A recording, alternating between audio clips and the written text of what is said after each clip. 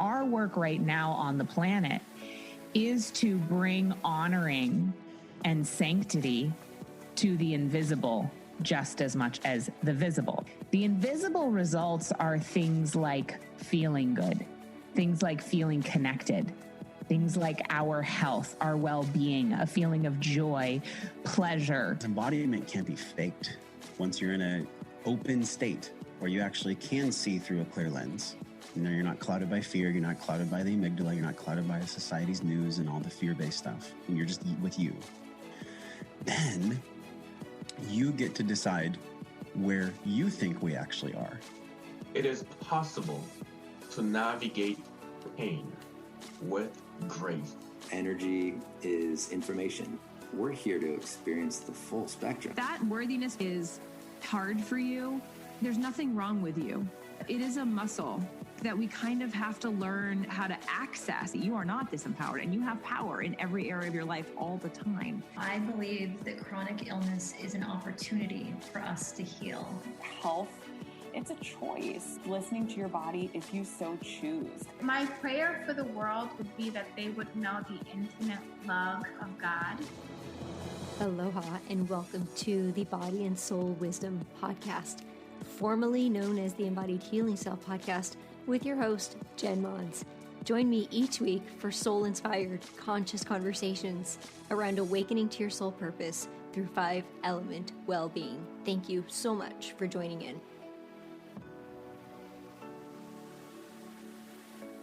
Aloha and welcome back to the Body and Soul Wisdom Podcast. We are diving into our 4th week of the Prosperity Experience. And I'm super excited to share this week with you. This is all about attuning to the frequency of wealth. So we're going to be talking about wealth on an energetic level. And I also want to invite you to check out, I was live on Transformation Space Radio with Zofia Renea Morales and the Sovereign Self. You can also check out her podcast, where we talked about building the foundation for prosperity consciousness through 5-element wealth. So if you didn't get a chance to listen in, I just want to invite you to head on over and listen in. So as I was journaling this morning, there were just so many messages I was seeing that were aligned with the energy that we're in our prosperity course right now. And one of the messages that came through was around shifting overwhelm to overflowing. And that's kind of what we're going to talk about today energetically. A lot of the conversation around attuning to the frequency of anything, health, love, wealth, joy, is really about getting clarity and living in alignment. And it was so interesting because I was in the process of creating my sort of like reflecting on my business over the last year of 2022 before I meet with my business coach and creating goals for 2023. And I came across my journal that was dated 11/22/20. And that journal, which I shared on Instagram, if you follow me on Instagram, said, if I were to receive one gift, it would be to allow myself to trust and let go of the doubt that leads to hustle and overwhelm. And my eyes started to water because I'm recording this podcast on November 21st. Tomorrow is November 22nd. And so much has shifted in my life and in my business since then. If you followed me over the year, you may remember maybe a show or two where I shared about some challenges that I went through in 2021 that led me to the creation of this course. After 11 years of coaching in 2021, I almost walked away from my 6-figure coaching business that had been built off trust and client referrals only. I've never cold marketed anything. And what happened was my business was doing really well, and I had a person who I thought was a friend that invited me into a business partnership that eventually led to betrayal and a huge financial loss because I gave a lot of my time and energy towards something that I believed was going to happen because I trusted a person more than I trusted myself. So when I read that journal entry, I was like, wow, that actually happened. The gift just didn't come the way that I thought it would. It came through a very challenging process where I actually created this prosperity course, where the foundation of the prosperity course is embodied trust. And it's a frequency that we can choose to live in and lean into. So if you're new to this conversation, I invite you to go back over the past few weeks to catch up on the prosperity roadmap and the prosperity beliefs and money blocks, and also creating your empowering money story. We've created the foundation for understanding why this is important, why does this matter, and this conversation today is really going to be more about inviting you into the energy of alignment, because prosperity and wealth are not just about money. It's about receiving. It's about love. It's about being in abundance with love and joy and creativity and your health. And it all stems really from a way that we want to feel and what we want to experience in our life. And the secret to welcoming in more wealth, W-E-L-L-T-H, or wealth, W-E-A-L-T-H, is receiving and opening up. And that requires trust. So today we're going to talk about money wellness goals. It's so interesting to me that after 12 years of coaching, what we're really talking about today is how the inner work creates outer results. That's what we're talking about with everything, whether it's health coaching or money coaching or relationship coaching. Every good coach will build a foundation in their program on giving you space to explore and be curious about what inner work are you ready for? What is being asked to lean into and to expand? So although I'm not a money coach and I'm not a relationship coach and I'm no longer a health coach, I have been able to coach many women to financial abundance and to soulmates and to optimal health, because I know that the foundation of whatever it is that you're seeking starts with you. And it's that quote that I love, "What you're seeking is seeking you," by Rumi, because you are the thing that you're seeking. And when you have support with a coach or a mentor that is able to really believe in you and hold that vision for you because they see your potential and they believe in you, and hold that loving, nurturing space while also standing firmly and keeping you accountable to be in integrity with your words and what you say that you want, it's like the perfect blend to bring in what it is that you want in your life. So you're here today because we're on week 4 of the prosperity experience, and this week is about attuning to the frequency of wealth. But before we begin, I just want to come full circle with what I shared about that journal experience. The super cool thing is that tomorrow on 11/22, which you guys will hear this next week, I am publishing my first journal.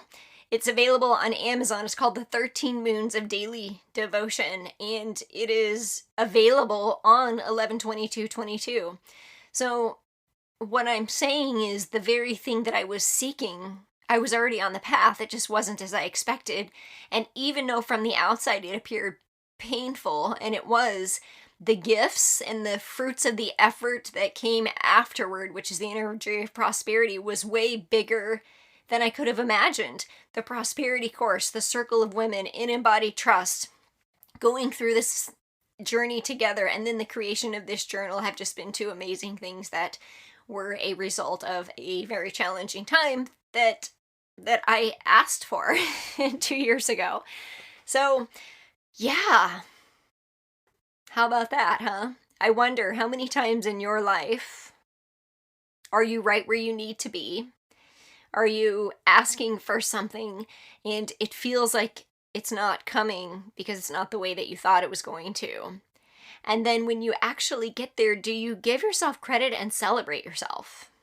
Are you aware that you're actually receiving and all the opportunities are always there in front of you when you open up and say yes and trust and just keep taking the next step forward, even and especially when it's super challenging? And this is a great way to lead into the conversation of attuning to the frequency of wealth. If you've been listening to this show over the years, you've heard me talk many, many times about energy. And I believe everything is energy. I know to be true. And I'm also an energy healer. I do subconscious reprogramming. I do a lot of work with the chakras, shadow work through the chakras. And it's when we can break it down in terms of energy, that everything is energy, actually becomes quite simple, and it gives us clarity, which clarity is one of the elements that we need to attune to the frequency of wealth. So let's just, if you're new to the show, let's just imagine, what if we believed that the food we eat has a frequency? Emotions have a frequency, right? The work of David Hawkins. And our beliefs, our thoughts, have an energetic frequency. Sound has a frequency. That's what creates different notes on a musical instrument.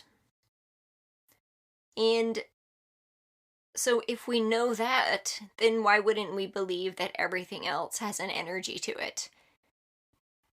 Money wellness is what we're going to talk about today. Because money wellness creates alignment. It creates clarity. And when we create alignment and clarity, the energy that we're aligning to becomes very clear. And so some people might think of this as the law of attraction or manifestation, and I don't really like to label it, although I think that, those are good tools to be aware of and to use, because what you're really doing is bringing your energy and intention on who you're becoming versus who you've been, which is what my 13 Moons of Daily Devotion helps and guides you to do, to really rewire neurological pathways through something called the reticular activating system, where we begin to live in our conscious and subconscious, bringing our awareness and energy and focus on moving forward versus the past or things that we believe are holding us back. So money wellness is a combination of time and financial freedom. It combines our behaviors, our mindset, our patterns, and our beliefs with the systems, support, and intention that we put around our financial resources. Support can look like mindset, or a financial advisor, an accountant, a money coach, and also systems to budget, manage, invest, track, earn, and spend. I can remember the first time that I heard a money coach speak who was really encouraging us to budget things, and I thought, the word budget, I'm not so sure about that. That makes me think scarcity, like I have to save. And then I realized that I could shift that belief in thinking that budgeting was really just tracking. And I just became really curious about, the value that I put on specific words, because I think we do that. We have certain values that we put on words based on what we've been conditioned to learn. So when I shifted it to really just being intentional about what's coming in, because if it's energy, if let's say we believe, as I believe, that money is a vehicle for transformation, then if we can put our attention on what we are receiving, what's coming in, and what's going out, and we know what we want to do with what's going out, then it puts a lot more energy around it because we're paying attention to it. It's like a love language, right? Like we're paying attention to the thing because we have a goal in mind that we want to do. So just kind of notice what comes up for you around the words like accountant, money coach, budget, invest, track, earn, spend. Do you track? Do you invest? Do you have an accountant? Do you budget? Are you really being intentional in that energy? You say you want to bring in more financial freedom, yet you don't invest.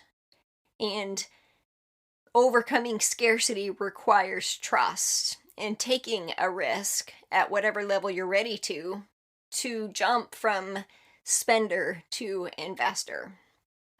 So for everybody listening on the show, I would invite you to set a date, and it's a really great time to do it because we're coming on the end of the year, to assess your money wellness. Take into account your retirement funds, your savings, your emergency funds, your cash flow, your income stream assets, your debt, your protection risk, the insurances that you have. And just if you haven't done this or you don't do it, maybe you do it during tax season, but I think the end of the year is a really good time to do it. It's really more about just paying attention to it and just deciding and taking ownership of, okay, this is what I want to do with this. I want to go on vacation. I want to improve my health. I want to do the things that I say I want to do. So imagine that. Doing the things that you say you want to do. Not allowing time and money to be the reason that you don't do things, but taking full ownership and becoming the source of money and time. So I'm going to invite you, if you have some space to do it now, grab a piece of paper and we're going to answer some questions. We're going to connect with our relationship to money and discover our money wellness. So on a scale of 1 to 10, how do you feel your money wellness is right now? Like your relationship to money wellness, your mindset, your beliefs. Are you spending it on the things that you want to? The next question is, where do I want to be 6 months from now? On the scale of 1 to 10. So if I feel like I'm a 6 right now, what's reasonable? You probably know what a SMART goal is, right? Specific, measurable, attainable, I think reasonable and timely. So what's a reasonable goal 6 months from now? Say you're a 6 and in 6 months you want to be an 8. Or maybe you want to be a 10. But where do you want to be 6 months from now? Maybe there's something that you really want to create in your life. A vacation you want to go on. Or a program or experience you want to invest in. Or a school that you want to send your kid to. So where do you want to be 6 months from now? The next question is, what do I believe is holding me back? So write down at least 3 things. What do I believe is holding me back?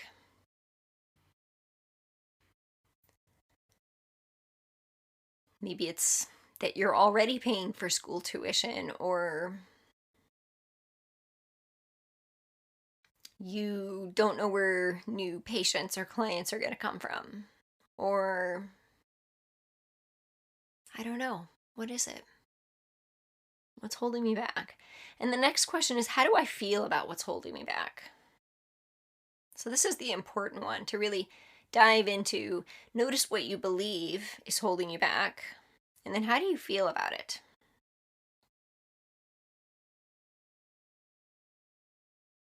Do you feel frustrated, angry, sad, or excited? Excited to shift it. Ready. Or do you feel, we're going to use basic primary emotions. If you've listened to my podcast before, I've talked about the Dr. Gloria Wilcox emotions wheel. So we get down to 6 basic primary emotions. So we could say that we feel disempowered, but really, what does that mean? You're either sad or angry or frustrated. We don't use, sometimes we use words where we're sort of like projecting blame outwards, like I feel rejected or abandoned, or, that's not a basic primary emotion. And the next question is, what have I tried that's worked? Maybe you've tried putting money away in an account, like a certain amount every month. Maybe if you're a business owner, you've tried marketing specific things that worked. Maybe going through and looking at all of your investments, like a really good thing to do is look at those automatic payments, those like memberships, or, maybe you have like an automatic donation that you give to monthly or annually. Just kind of reevaluating and looking like, is this still aligned for me? Because sometimes with the donation ones, right, like you're just continuing to add it every year, and maybe there's a need for balance in that area. What if I tried that did not work? So this is a really good question, because this can really take us into, like, maybe you invested in a financial advisor or something and then you lost money, or maybe you invested in someone or something that it just didn't turn out the way that you wanted it to. And so because of that, when that does happen, we can often hold ourselves back from opportunities in the future because we're afraid the same thing's going to happen again. And also, as you answer these questions, notice how attached you feel to the answer. Because the place that we really want to get to is freedom and not being attached to what any of this even means. If you can imagine that. It's like, I'm laughing because, it's a practice, right? But like getting to the place where we feel non-attached is embodied trust, and that's prosperity. And it's just that so many times we close off opportunities because we're trying to control things, or we're attached to the goal we created or the outcome. So that's when we go from overwhelmed to overflowing, if that makes sense. Like, instead of creating more things to do out of overwhelm, we step into the place of just allowing and receiving and trusting. And then the next question is, how ready am I to make changes on a scale of 1 to 10? If there's something in 2022 that you missed out on, you did not invest in, you didn't go on that vacation, you didn't invest in that program, you didn't take that class, you didn't go on that retreat, if there's something that you said no to because you believed you didn't have the money, then this is a good exercise to go through and ask yourself, like, how ready are you really willing to make changes if it hurt a little bit? Because a lot of times when we say no, that we don't have the money, what it really means is it's just not aligned with my priorities and values at this time. So the real question is that if there's something that you want to do, you'll find a way to do it.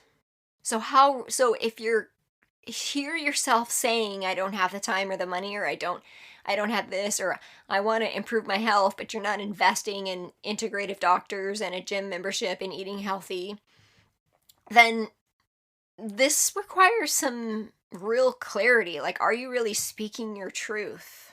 Are you really saying what you mean? So the questions again are, on a scale of 1 to 10, how do I feel my money wellness is? So mindset, beliefs, how do I pay attention to it? Do I have a relationship to it? Do I budget? Do I track? Where do I want to be in 6 months? What do I believe is holding me back? How do I feel about what is holding me back? What have I tried that worked? What have I tried that did not work? How ready am I to make changes? Okay, so let's pause for a moment and just take a deep breath.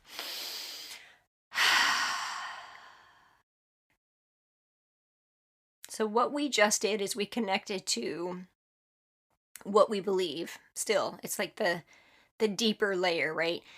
2 weeks ago, we connected with the initial block that comes up. We did some work around, like, where do these beliefs even come from? Did I hear them as a child? Was I raised on food stamps?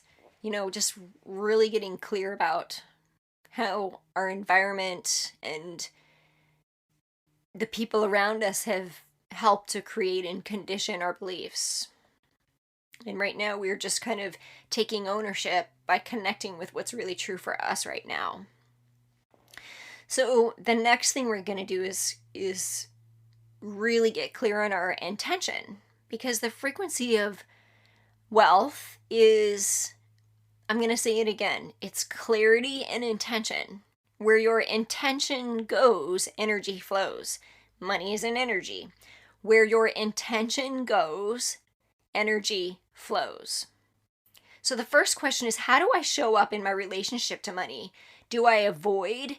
Do I feel anxious? Do I sabotage? Do I spend? In other words, am I saying that I don't have the money to invest in something that's good for me and my health? Or do I say yoga's too expensive, or the gym, or organic foods, or acupuncture, integrative wellness, or that coaching program? Am I saying that? And then am I going and spending a couple of grand on like a shopping trip, or like Starbucks every year, or, too many girls' night outs? Like, what's really going on here? Because a lot of times we're spending the same amount of money that we say we don't have to make positive change in a very sabotaging way. So this is your chance to get clear. How do I show up in my relationship with money? Do I freeze up and just immediately say no to everything that's over a certain price? Like, we usually have a pain point in price, right? Is it $2,000, $5,000, $10,000? Is it 200? Like, do you notice that you'll spend? In my 12 years of coaching, very early on, around 2010 to maybe 2012, I used to sell health coaching programs around $200, and I can't tell you how many people would purchase them and then not show up because it wasn't enough of a pain point. They could just spend $200 and it wasn't enough to really set the intention. So just kind of noticing that. Are you always coupon clipping or looking for the thing on sale? Like, for the longest time, I used to only buy clothes on sale. And, it was just, what was really underneath that was just realizing that I'm worth, if something feels really good and I really want it, then buying quality over quantity was something that I valued. So the next question is, how do I know when I fall off track? So if the goal here is to create money wellness, then how will you know when you fall off track? Like, do you go drop a couple $100s at the bar? When you feel disconnected, do you go drop $500 on a shopping trip? What is your thing? We all have a thing, right? Or do you just save and not spend anything on yourself ever? Like, you don't buy yourself a nice shirt. You don't make your home nice and cozy the way you want it. You just spend it on everyone else, but not yourself. The next question is, how much time and intention do I give to my money wellness? Do I look at my credit card statements monthly? If you're a business owner like me, every month I review with my accountant. Every quarter, every week, every month, every quarter, every year. It's part of just, being a CEO, owning your own company, because I have contractors that I pay to do work for me. So really just knowing and taking up that space and owning that. How much time and intention do I give? And if you're an entrepreneur, then you know that that's a very important part of running a business. And there are so many people that can support you in that. I recently found out about a fractional CFO, which is somebody who helps you to really understand what part of the income coming in is going to go back into the business to give the business a higher rate of return. Because, anybody who's on the journey of being an entrepreneur knows that it's a journey of self-awareness. And if you're not an entrepreneur, you probably don't know the amount of work and time and energy and resources that go into creating your own business. So to all my entrepreneurial friends out there, I feel you, I support you, I uplift you. You deserve lots of love and you deserve to be resourced. The next question is, what tools do I use? So just getting clear on, so if you're a business owner, again, or maybe this is for your family finances, for the longest time I used Excel. I'm a former engineer, math nerd, and love Excel. But there's so many apps out there like YNAB and benchmarking and QuickBooks and all kinds of things that I think there's even something in Microsoft to help you track. Or do you have an advisor? But what tools do you use? And who do I have to support me with financial wellness?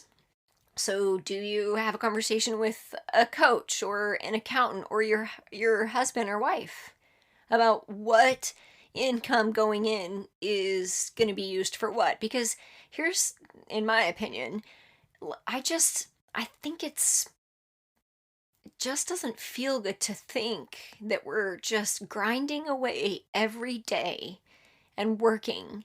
And I've been in this cycle, especially when I worked corporate, working 12 hours a day for 40 grand a year, or up to, 70 grand a year, still 12 hours a day, working corporate, and then not having the time or the resources to enjoy what I want to, other than a 2-week vacation every year. I mean, I feel like there's more to life than that. The next question is, how good am I with the energetics of my money wellness? Do I know what comes in and what goes out? So again, the energetics includes the emotion. Like, how do I feel about what's coming in and where I'm putting it? Yesterday felt really good to give a $100 tip. And I was just like, oh, that felt really good. I'm in a place where I feel abundance. And honestly, I was thinking maybe I could even give more, but that felt really good. So I think the former version of me would have been like, it won't really matter, whatever. And heck yeah, it feels really good. It feels really good to give back. And not giving from a place of needing to be recognized for it, though. There's a difference. But giving from a place of overflowing. Remember, we started our conversation from overwhelm to overflowing. And the next question is, how often do I review my money wellness goals? And what would I like to change moving forward around the time and the intention that I spend with money? So is my time, my money, my energy, my resources going to what I say is important to me in my life? This is super important. You want to live the life you want to live. Your calendar, all your resources should show that. Your emotional energy, your mindset, the money, the time that you spend with people, that you spend doing things, should directly reflect what you say you value.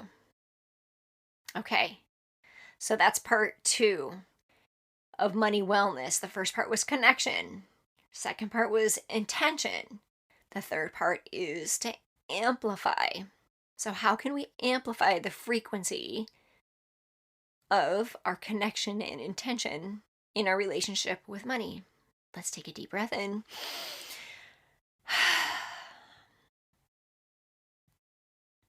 Here's the thing. Everything that we want is already there for us, because if we have a belief, if we can see it, it's already there. We can't make up something that's not possible. And the quote I shared recently, when the student is ready, the teacher will appear, right? Like everything that you want is actually there. It's just that because of your blocks and your fears and previous experiences, we're unable to see it. So in order to amplify, we're going to talk about what's already available. What resources do I have that could create and expand the energy that I'm living in?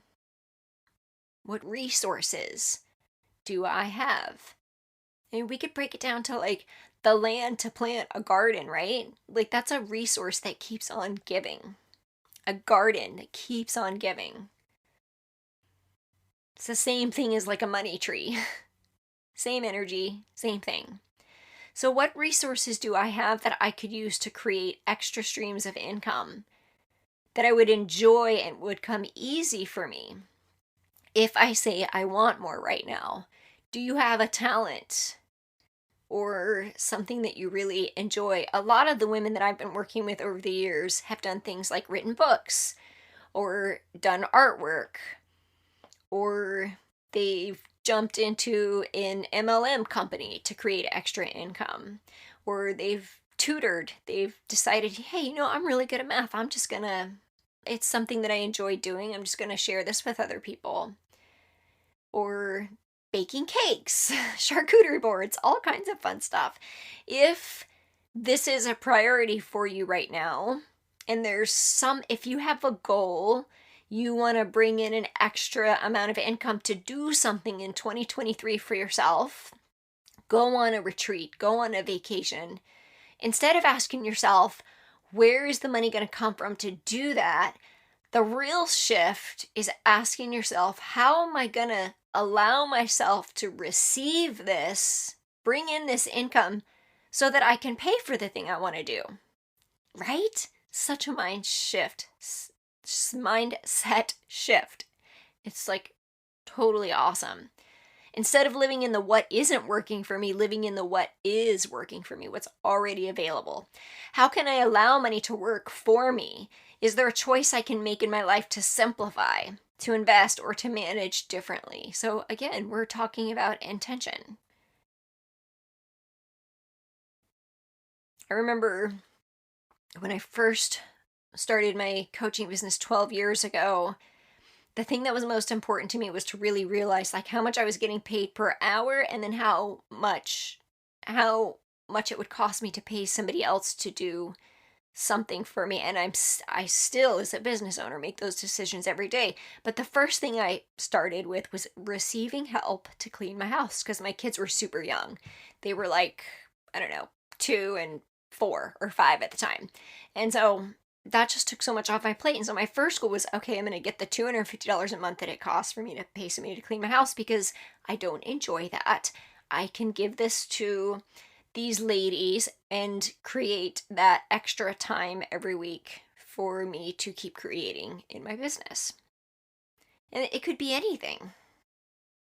That's like when we go to yoga class, right? Like if yoga is hard for you to do on your own, you go to yoga class to pay for an experience, a teacher to guide you. It's an exchange of energy. And the final question is, what steps am I ready to take to allow money to work for me? What steps am I willing to take? Maybe you start with the year-end review. Maybe start with your commitment to continue listening to this podcast for the next 6 weeks. All right, let's breathe that in. We're getting into our final stage, which is creating a goal around money wellness. So first was connect, second was intention, third was to amplify, and the fourth is our goals. So the question is, what area of money wellness is challenging for me? Is it the mindset, the beliefs, the sabotaging patterns of overspending or saving? Remember the saboteurs, the 7 saboteurs go into that. Are you a fixer, a people pleaser, a free spirit, the tyrant, the rescuer? I can't remember the other ones at this time, but the saver. And just notice the patterns that come up for that. Is it challenging for you to receive, this was mine, or one of mine, I guess, even just receiving compliments? What about your beliefs around earning? Like, are you the one that believes you have to work super hard to earn really good money? And you're giving 150%. Whether you're getting paid $10 an hour or $50 an hour, you're still giving 150%. Where's the balance there? Is it your intention, your energy, your clarity, your tracking? Is it the budgeting? Is it beliefs around generating more income? Like, do you not have creative ideas on how to do that? Whether you're a business owner or not, or creative ideas on how to move things around so that to make space for what you want in your life. Is it your effort, or I like to say effortless, less effort, more allowing? And the question is, how do I want to create wellness in that area? So what area is challenging? And then how do I want to create wellness in that area? What are 3 money goals I have for myself over the next 90 days? And what action am I willing to take? Who will I share these with? And how will this impact me? So 3 different goals, the action you're willing to take, the support you will allow yourself to receive or seek out, and what impact is this going to have on you in your life. And please feel free to share what comes up for you. You can send an email to jen@jenmons.com. You can join our Passion to Prosperity Facebook group and join along there. All right, so by this point in time, you have 3 goals to take action on.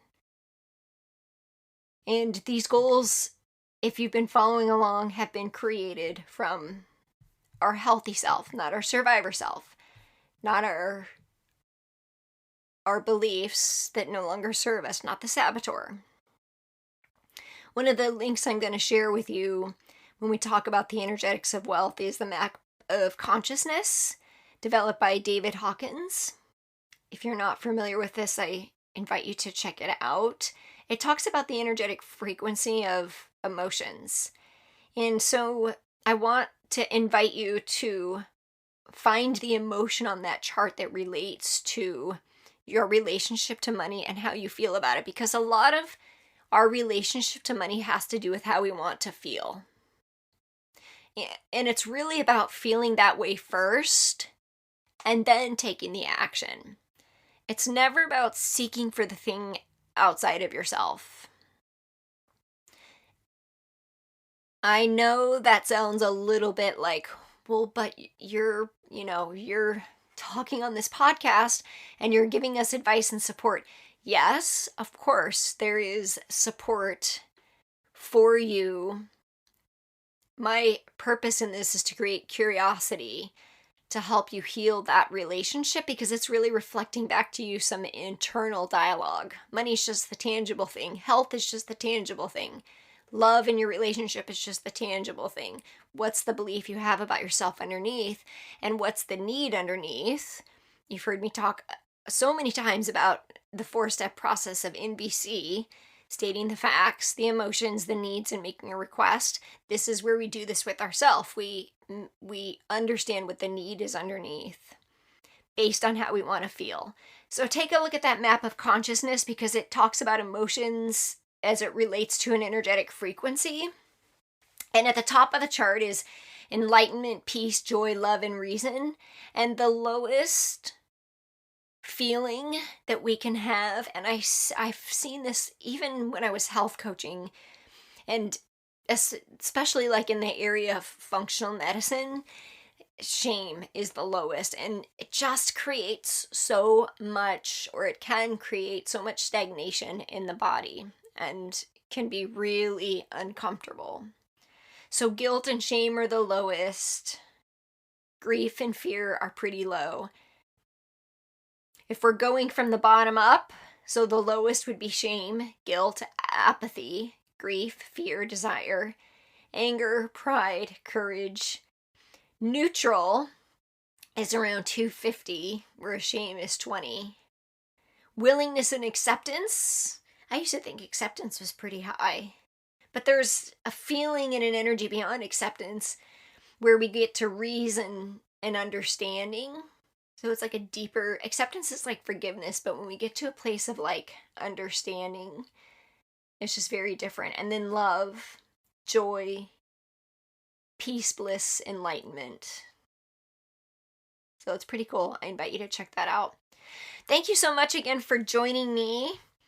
We're going to do this again next week, and I can't wait to share this experience with you again next week. Don't forget to check out on Amazon the 13 Moons of Daily Devotion. And there will be a prosperity journal coming in 2023, specifically related to and giving you journal prompts specifically around prosperity. But the one that's available now is for the full year, 365 days. Actually, I think is next year. Oh, actually, there's 366 in case it's a leap year, because you don't have to start it right away. You don't have to use it for just next year, but it does give you daily journal prompts. Each month is a different theme. And then there's also 13 new moon rituals and intention setting. So there's all kinds of really good stuff in there that I've been incorporating in my professional and personal balanced life for many, many years. And I decided it's time to create this gift and share it with you also. Go ahead and check that out. Come on over to the Passion of Prosperity Facebook group. It's different than the 5-element wealth Facebook group, which is kind of our bigger community. But in this one, we're really just kind of going through the motions of this experience together, which I'm super grateful to share with you. I hope that you all are enjoying the holidays and giving yourself permission to step into more flow instead of overwhelm. Have a wonderful day. Thank you for joining me, and I will see you next week. Aloha. This is episode 159, Attune to the Frequency of Wealth. Thanks for joining in. The content of this podcast is to educate, inspire, and inform you of pathways to an embodied healing self. It is not intended to be a substitute for professional medical advice, diagnosis, or treatment. Always seek the advice from your medical doctor, therapist, registered dietitian, or nutritionist for any questions you may have regarding your diagnosis or condition.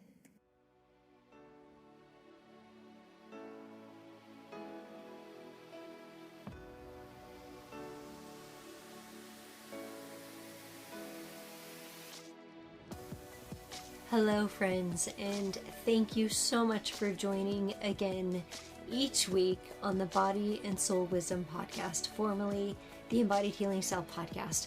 I am so deeply honored to share this space with you every week. I know that there are many other podcasts that you could be tuning into, and our community is expanding and growing more with each new episode. I'd like to invite you to come on over to jenmons.com/tribe and receive some of the wonderful gifts that we have for you. A meditation bundle, energetic alignment, 5-element wealth, prosperity consciousness. We have a ton of different gifts available for you to enjoy. Now, we have one small favor to ask. In order for this podcast to get into the hearts and souls of like and light-minded people, we need your support. We would love your review and would love it if you'd head on over to jenmons.com/podcast to leave a review or leave one on iTunes so that we can continue to share the love beyond out into the world. Thank you so much again for joining in. We'll see you next week.